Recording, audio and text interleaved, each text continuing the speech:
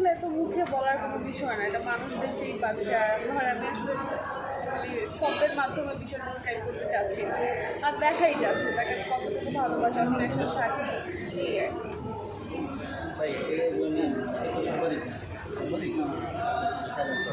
আচ্ছা তিশা আপু, এই সম্রাট শাহজাহান তাজমহল তৈরি করেছিল, তো আপনি বা ভাইয়ের কাছে একটা প্রশ্ন, তিশা আপুর জন্য আপনি আসলে কোনো নিদর্শন রেখে যাবেন কিনা এই পৃথিবীতে? এটা ওই যে আমাদের বইটা তো একটা নিদর্শন। সেটা তো আছেই, মানে আশা থাকে না যে আমার প্রেমিকার জন্য আমি এমন একটা কিছু করে যাব যেটা পৃথিবী যুগ যুগ থেকে দেবে, হয়তো আমরা থাকবো না। তাহলে একটা সম্রাট শাহজাহান তাজমহল করেছে, তাহলে আমাকে একটা তিশা মহল করতে হয়, দেখি আল্লাহ কি রাখছে, চেষ্টা করবো তিশা মহল করতে।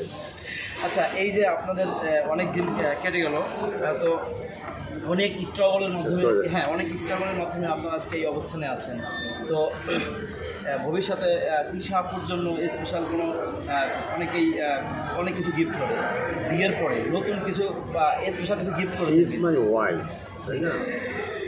একজন মানুষের হাজব্যান্ড একজন ওয়াইফের জন্য যা যা করা দরকার আমি তাই করবো ইনশাআল্লাহ। হ্যাঁ, আমি সেটাই আমি করব। আমি একটু আপনার কাছে শেষ একটা প্রশ্ন, স্পেশালি যেহেতু আপনারা দুজন স্বামী স্ত্রী, মানে ভাই কি রান্না পছন্দ করে এবং কি স্পেশাল রান্না করে তাকে খাইয়েছেন, মানে এই জিনিসটা? আমি কোনো রান্না বান্নাই করতে পারি না, ইভেন করার চেষ্টাও করি না আসলে। আমরা বাইরেই খাই, বাইরে খেতেই পছন্দ করি।